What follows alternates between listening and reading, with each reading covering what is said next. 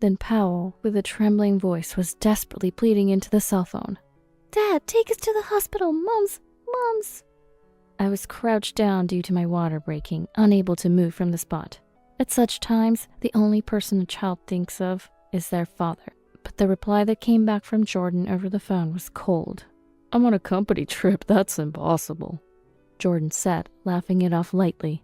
It's amazing how he can lie so blatantly about a company trip.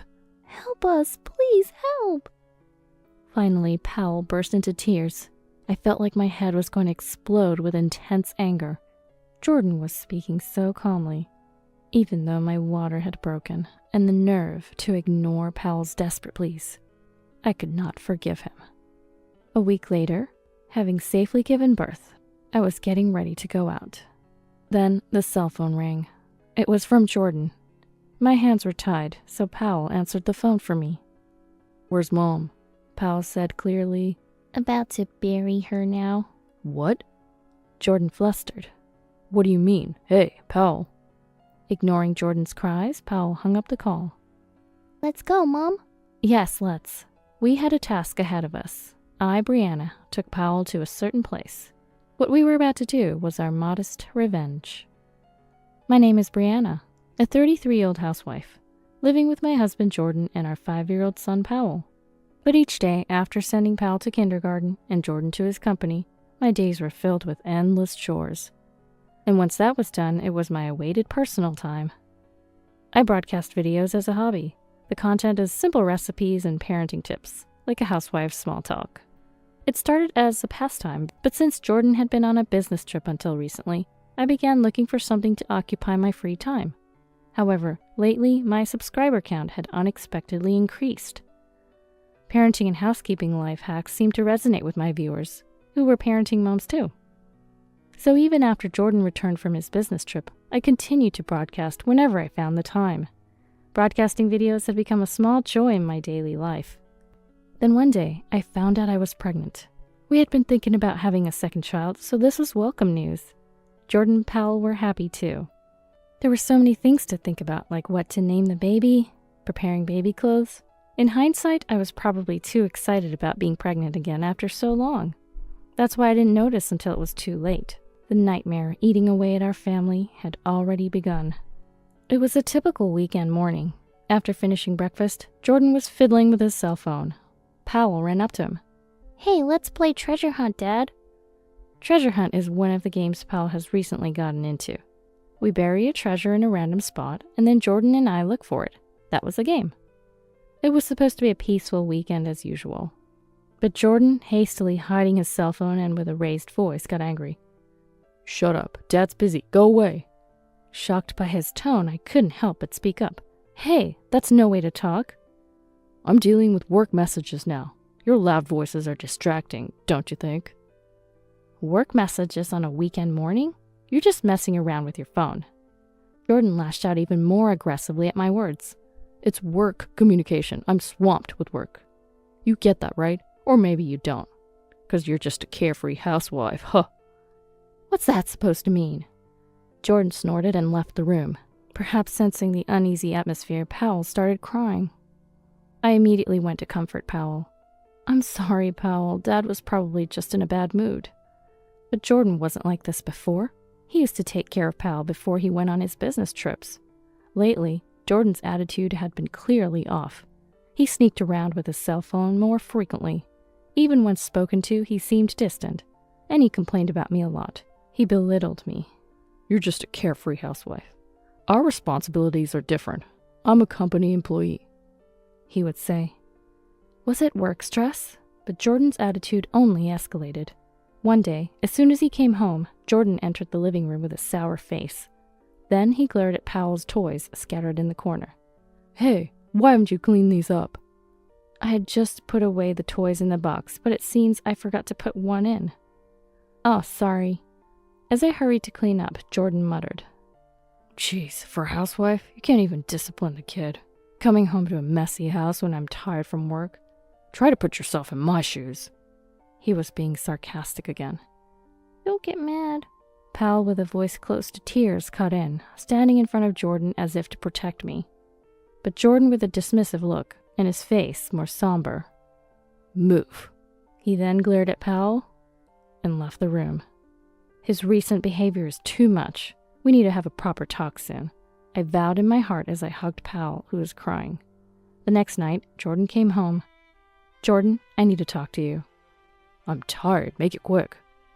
His attitude was dismissive as ever. I started regardless. "About your attitude lately." As I began to speak, Jordan raised his voice over mine. "I'll be going on a company trip for 2 weeks, starting next week." "What? That's sudden, and for 2 weeks?" "Yeah, it's more like a trip where the bosses are targeting new clients. Kind of a work thing with a bit of sightseeing. Really a hassle being dragged into this." "I see." I don't need dinner tonight. Good night." "Wait, there's still..." Jordan ignored me and quickly went into the bedroom. We used to chat over a light drink after Powell went to bed, but now there's no hint of such an atmosphere. Jordan locked the bedroom door, not letting anyone in.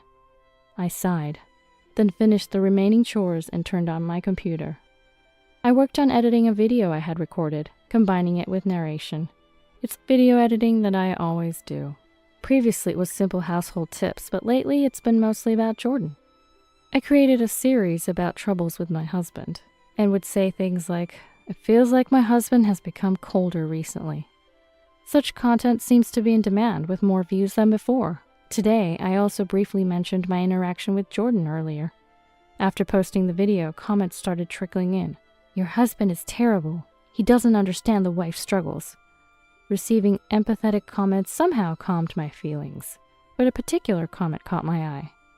"A sudden company trip? Isn't that an alibi for cheating?" Cheating. I had a faint suspicion, but I was trying not to acknowledge it. I wonder if that's really it.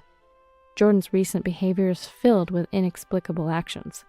Carrying an unresolved feeling, I was doing household chores when one day, I was searching for receipts to manage the household budget.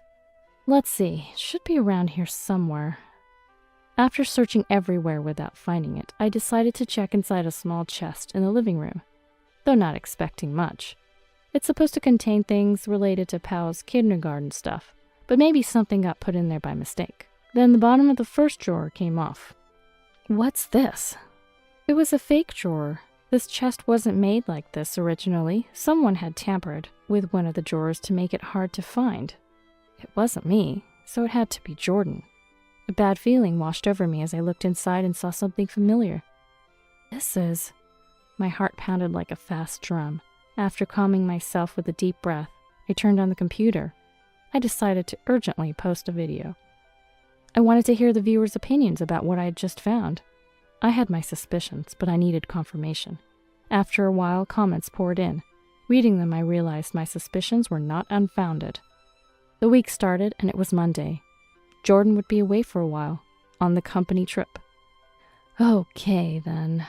Powell was at kindergarten and Jordan wouldn't be coming home. Taking advantage of this, I decided to take action.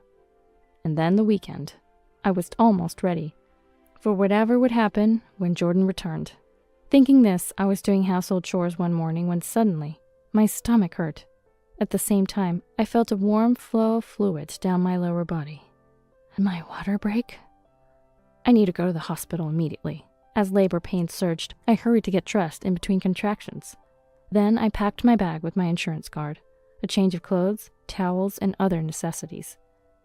Then a strong pain hit. I could still move, somehow.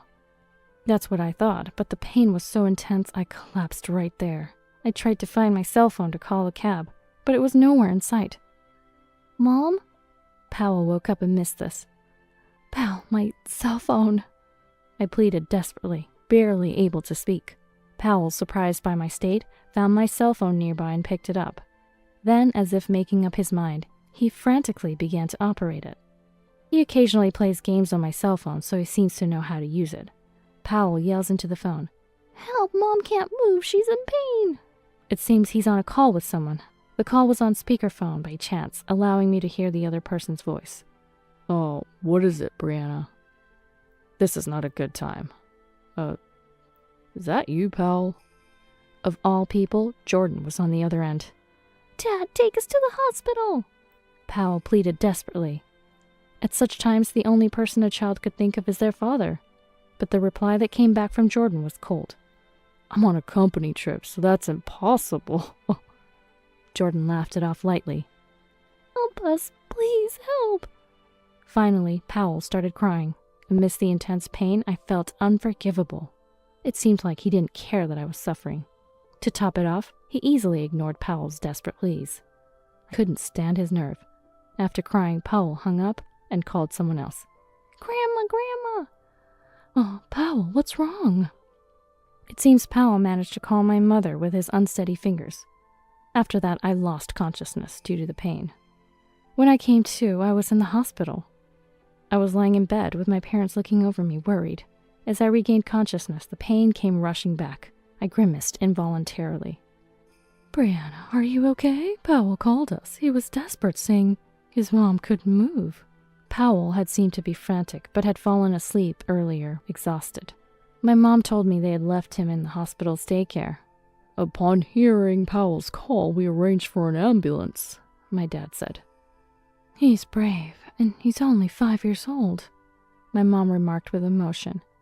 "By the way, we couldn't get in touch with Jordan," my dad sighed. It seems my parents tried calling Jordan as well, but to no avail. They were told he was on a company trip, but of course, that was unlikely. He was probably enjoying himself. I seethed quietly with anger. This won't end here. But I had more pressing matters to attend to first.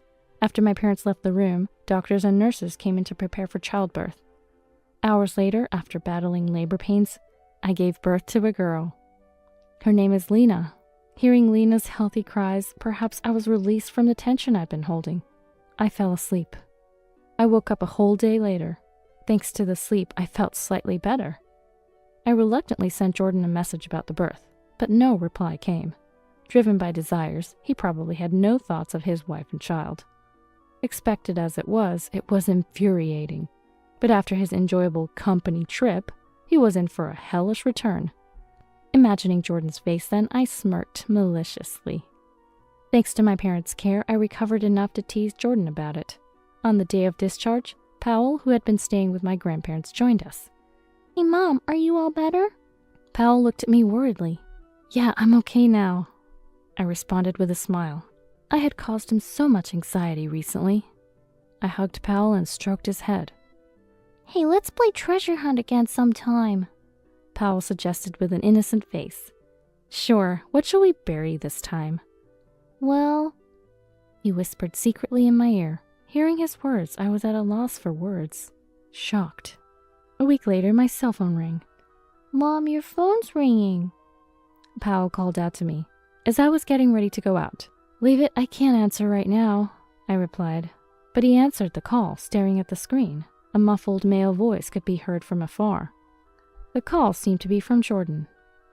"Hey, Brianna. Oh, is that you, pal? I'm coming home tomorrow. Where's Mom?" "About to bury her now." "Huh?" Jordan's voice sounded foolish. "What do you mean? Hey, pal." "Come on, let's go, pal."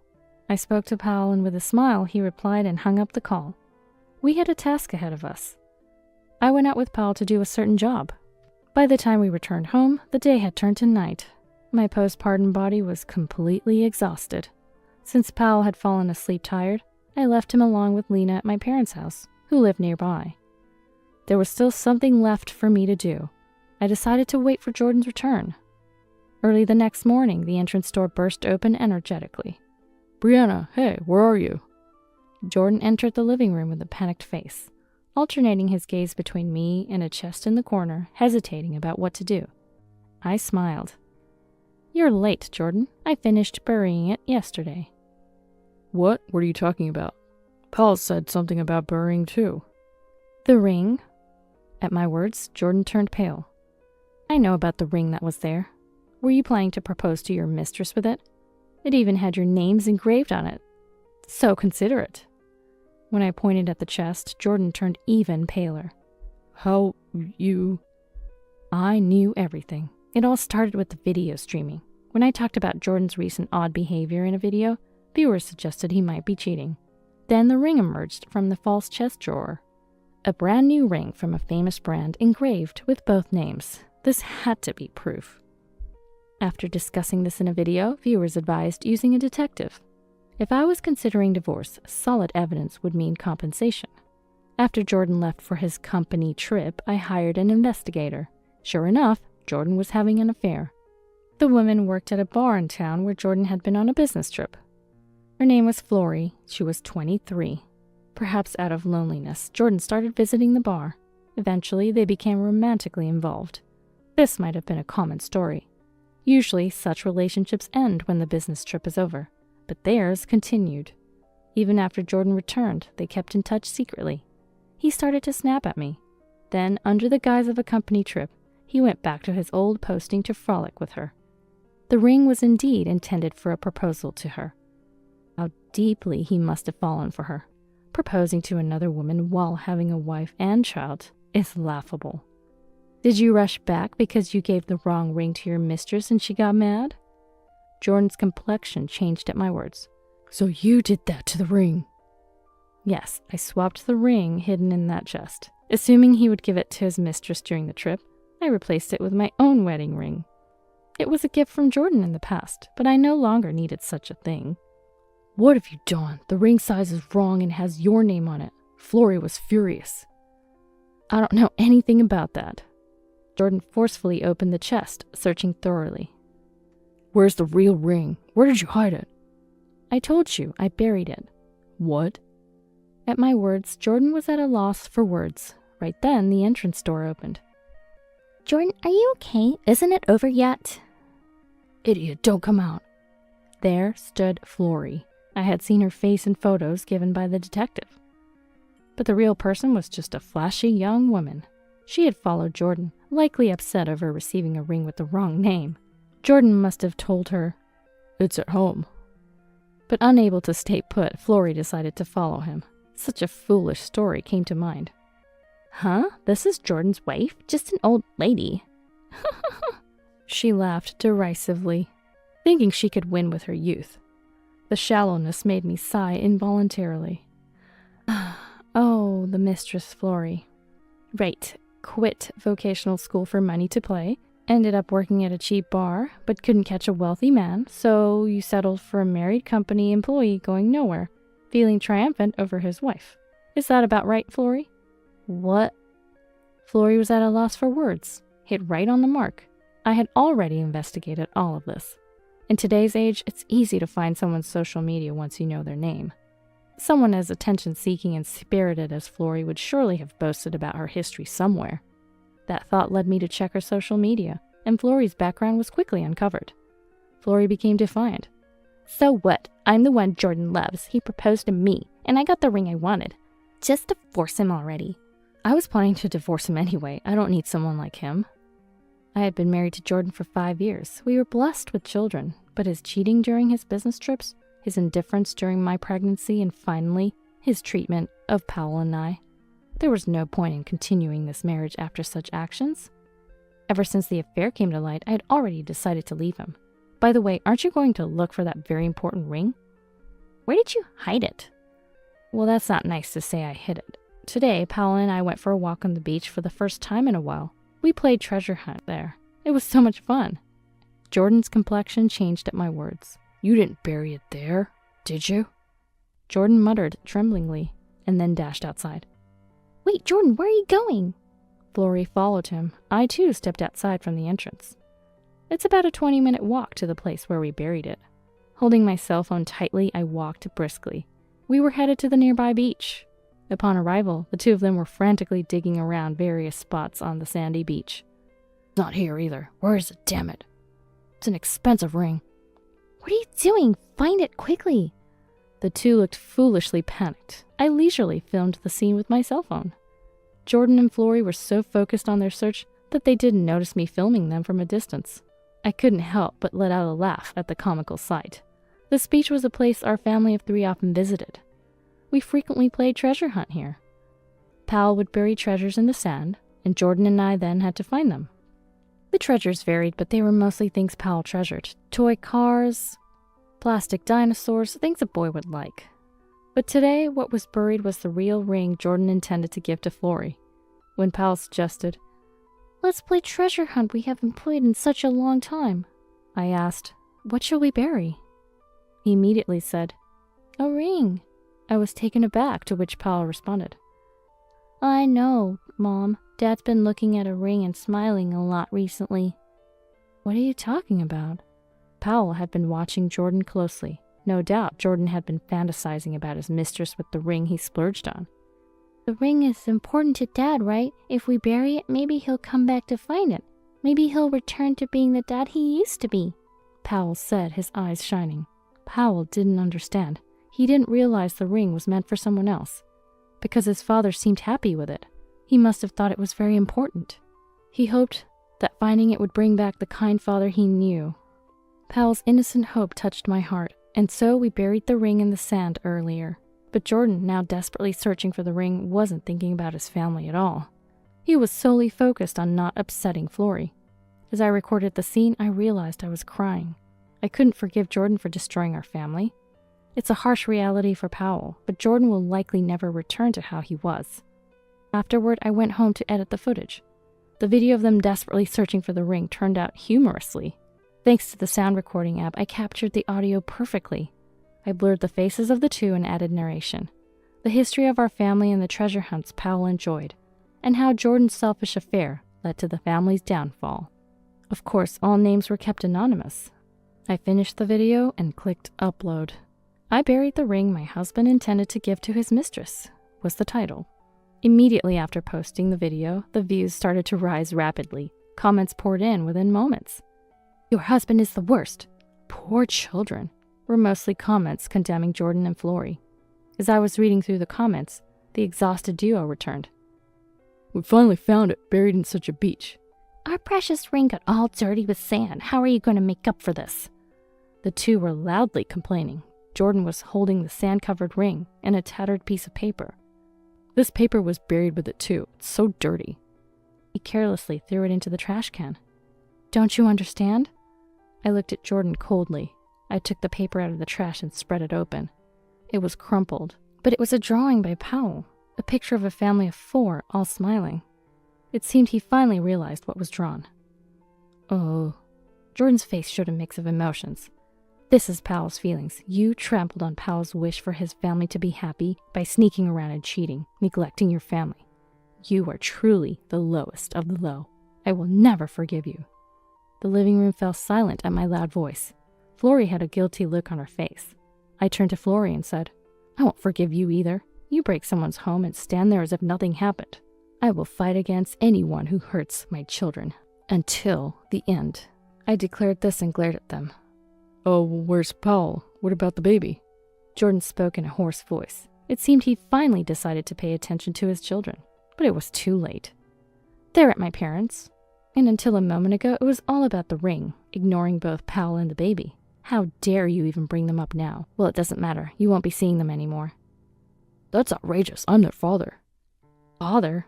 After neglecting your children and being busy with your affairs, you think you still have the right? I don't want to see your faces ever again. Get out! Overwhelmed by my fury, the two were clearly frightened. Let's go, Jordan. Okay, I'll leave for now. Brianna, I'll contact you once you've calmed down. Jordan and Flory awkwardly backed out of the house and left. This would lead to discussions about divorce. I was determined not to lose. I clenched my fist as if to gather my resolve. Eventually, the divorce was finalized after some time. Despite Jordan's cold head and his wish to reconcile, I ignored him. It was likely just a momentary lapse. He would cheat again. It was obvious. Despite talking about reconciling with me, he started living with Flory. He wanted to maintain relations with both me and Flory, and also appear as a good father to Powell and Lena. There was no way I would allow that. Of course, I demanded a hefty compensation. Jordan desperately asked to pay in installments, but I refused. I demanded a lump sum. There was a concern. The video I uploaded went viral beyond expectation. It was viewed millions of times and spread across various media. Though I blurred everyone's faces, some viewers are skilled at identifying individuals. From the beach scene to reflections in the window glass, Jordan and Flory were identified. Lowest husband Jordan works at South Commerce. Flory, the mistress, is a bartender. She has a history of targeting married clients. Articles like these were created one after another. Once it started, there was no stopping. Jordan's actions became known to his company. Apparently, his work had been neglected because he was frequenting Flory's place during his business trips. He was sent back to this branch for that reason. Moreover, he had used up all his paid leave when he falsely claimed to be on a company trip to Florrie's place. He had lied to the company about being sick and got it treated as an absence. Naturally, Jordan was fired. Without his salary, there would be no income. It was a good thing I collected the compensation beforehand. Then there's the child support. This was a concern, but Jordan's parents agreed to pay until Jordan found a new job. Given that Jordan's name had become widely known, it'll likely be a while before he can find re-employment. This is his own doing. I also filed for compensation from Florrie, but she had quit her job at the bar and wasn't working. In a panic, Florrie convinced Jordan to start streaming couple videos together. They filmed their daily life as a couple, but this only added fuel to the fire. Couple of thieves, the worst. Shameless. Thick-skinned, unbelievable couple. They were criticized one after another and soon stopped streaming. They must have thought it was easy after seeing my video. Trying to earn money without any thought or plan was bound to fail. Eventually, Florrie's parents paid the compensation, but they told her, "This is the last time we take care of you." It seems they had given up on her. Jordan had been relying on her, but their attempt at couple videos failing led to constant arguing, and they broke up surprisingly easily. I was amused that their bond was shallow. Initially, Jordan was thrilled to be liked by someone younger, and Florrie, for her part, enjoyed the thrill of a forbidden romance. But once the magic wore off, all that awaited was reality. The price they paid for a moment of passion was significant. Meanwhile, my channel skyrocketed in popularity. I received so many inquiries from moms dealing with cheating spouses and was swamped with work. I started getting offers from companies and became active as an influencer. Streaming videos became so enjoyable, and the comments from viewers brightened my days. My income, which was once minimal, surged. With the money, I renovated and expanded my parents' house. Now the 5 of us, including my parents and children, live there. My parents are happy to see their grandchildren up close. Powell has grown into a sturdy older brother, and Lena is growing up healthy, playing happily with Powell each day. However, there was one concern. I hadn't let Jordan see the kids since then. Of course, I hadn't told them about the ugly adult situations, but I wondered if Powell was truly okay with it. To my surprise, Powell was nonchalant about it. "Oh, Dad, it's okay. He didn't help you, Mom, when you were suffering. We don't need someone like that." His clear words surprised me. No matter how young, children observe their parents closely. "From now on, I'll play treasure hunt with Lena," Powell said with an innocent smile. I felt truly relieved. Jordan was gone, but in his place, Lena had come into our lives. Seeing the children's lively faces, this joy is irreplaceable. Now, if we could continue to live happily as a family, that would be my greatest happiness.